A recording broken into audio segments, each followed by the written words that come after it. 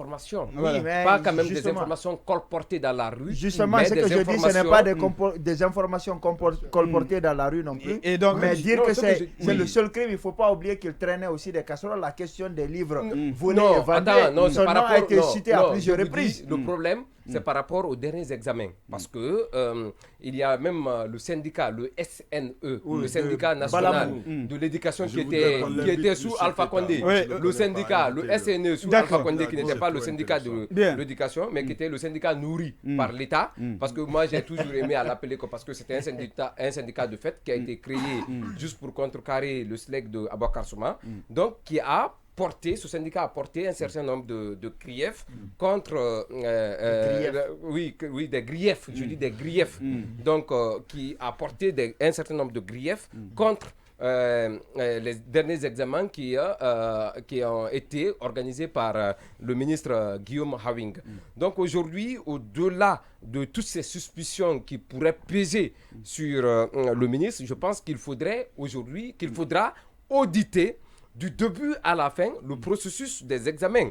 Parce que je vous dis, si on fouille, récemment on l'a évoqué dans ce studio, oui. on a combien de personnes, les mêmes moyennes, les mêmes écoles, des notes identiques. Oui, ça a été évoqué. La seule chose, et ça n'a jamais été démenti d'ailleurs. La seule prouesse que Guillaume a eue, au fait, c'est d'avoir permis à la Guinée d'organiser des élections. Où il y a eu 9% d'amis. Où il y a eu beaucoup plus d'échecs. Je ne dirais pas peut-être, je ne sais pas s'il bat le record dans la sous-région. Non, le record dans l'histoire du pays. C'est le record. Voilà, ça, je suis formel. C'est le record. Et moi, je suis formel. Voilà, c'est le record. Bien, d'accord. C'est seulement le seul trophée à aujourd'hui à sa portée. Mais cela ne détermine pas le niveau ni lui, ministre de la République, encore moins de ceux qui ont eu en charge l'organisation de ces examens nationaux. Donc je pense qu'aujourd'hui, il y a un travail scientifique à faire, parce que je vais vous dire quelque chose.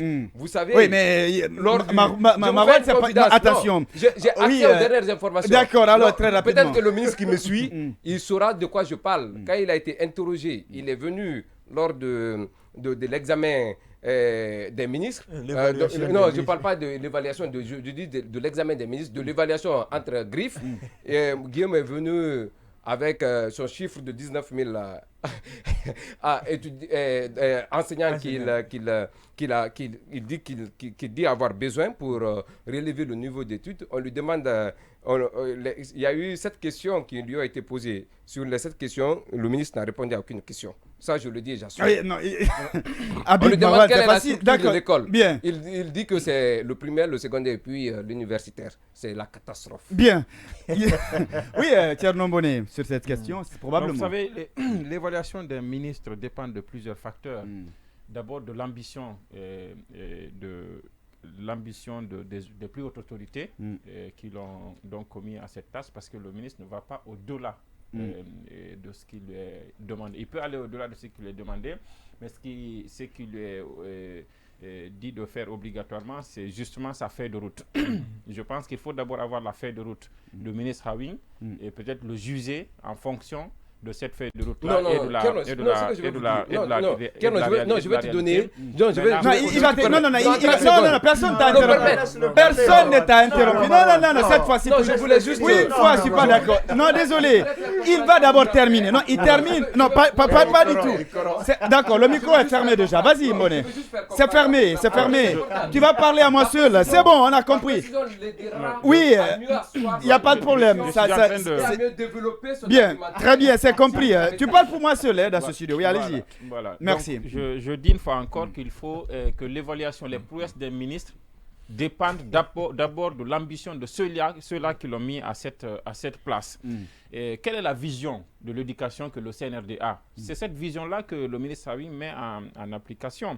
Maintenant, après, je disais que il faut avoir accès à la feuille de route qui lui a été donnée par la primature et voir cette feuille de route et l'évaluer en fonction de la réalité de ce qui est en train d'être fait et de ce qui a été fait. À l'aune de cela, on peut se faire une idée sans même avoir accès aux résultats des évaluations des ministres et autres. Maintenant, après cela, ce que je veux dire, c'est que c'est quand même bon qu'on instaure cette pratique Et on avait dit qu'on ne faisait pas les erreurs du passé, qu'on faisait donc une rupture, on faisait une refondation. Ça pouvait aussi commencer par là. Et surtout qu'on nous a fait rêver en nous faisant croire que les ministres qui sont nommés ont été... je vais dire, des critères sérieux. Ils ont été interviewés. Oui, ils ont été interviewés. Voilà, et qu'ils ont été interviewés. Bon, enquête, je ne crois pas qu'il y ait enquête. Les enquêtes de moralité, je ne crois pas. On n'a même pas mis un accent sur ça. Les enquêtes de moralité, il n'y en a pas parce que même dans l'entourage le plus fermé du président de la transition, il y en a contre qui des soupçons de trafic d'autres choses dont je ne parlerai pas dans ce studio pèsent. Donc quand on me dit ici dans cette administration en place, que ce soit l'entourage du président ou le gouvernement, qu'il y a une quelconque enquête de moralité avant la nomination de quelqu'un, je suis prêt à dire que c'est faux. Jusqu'à ce qu'on me montre le contraire. Maintenant, je parlais plutôt de l'interview qui a été faite. Parce qu'on nous a dit que tous les ministres qui ont été nommés, même le Premier ministre, bon, il y en a même à un moment donné, quand il y a ça tiraillait entre le Premier ministre Biavogui et le ministre Mori Kondé, il y en a qui disaient, mais ça ne peut pas marcher parce que Biavogui a été interviewé, entre autres, par Mori Kondé lui-même, qui est devenu après son ministre. Bien. Donc, on nous a fait croire qu'il y a une interview. Donc, à partir du moment où les gens ont été interviewés, et donc on a pensé qu'ils sont capables parmi tant d'autres, ils ont été donc sélectionnés. On leur a donné des feuilles de route. C'était important que le processus continue, qu'on fasse une évaluation sérieuse et que le peuple puisse savoir, sur la base de cette évaluation, voilà la sanction positive par rapport à tel ministre parce qu'on l'a reconduit peut-être, et voilà la sanction négative contre tel ministre parce qu'on l'a enlevé ou bien on l'a envoyé ailleurs où on pense qu'il peut servir mieux. Mais ces évaluations ont été faites. Ça fait plus de 6 mois qu'on parle d'évaluation. Après, quelle a été la sanction de ces évaluations? Ça n'a pas été. Donc, je pense qu'il faut aller au-delà de tout cela et faire ces évaluations, c'est assez important. Mais aussi, après ces évaluations, faire en sorte que... Parce que l'exemple qui doit être recherché dans ça, ce n'est pas de dire « Ah, tel est nul, tel n'est pas nul ». Mais c'est de savoir est-ce que le ministre X a vraiment les compétences nécessaires pour porter la politique du CNRD dans tel domaine. Pour gérer ce département. S'il ne le peut pas, ce n'est pas une honte. On met un autre qui peut le faire mieux pour l'intérêt de la nation. Mais si on doit continuer avec des gens qui, à un moment donné, pensent d'ailleurs qu'il faut sentir les éloges du CNRD pour être au pouvoir, il faut se casser les pieds pour être Premier ministre, on nomme un Premier ministre par intérim qui pense qu'il peut remplacer son Premier ministre titulaire, il y a tous ces cas.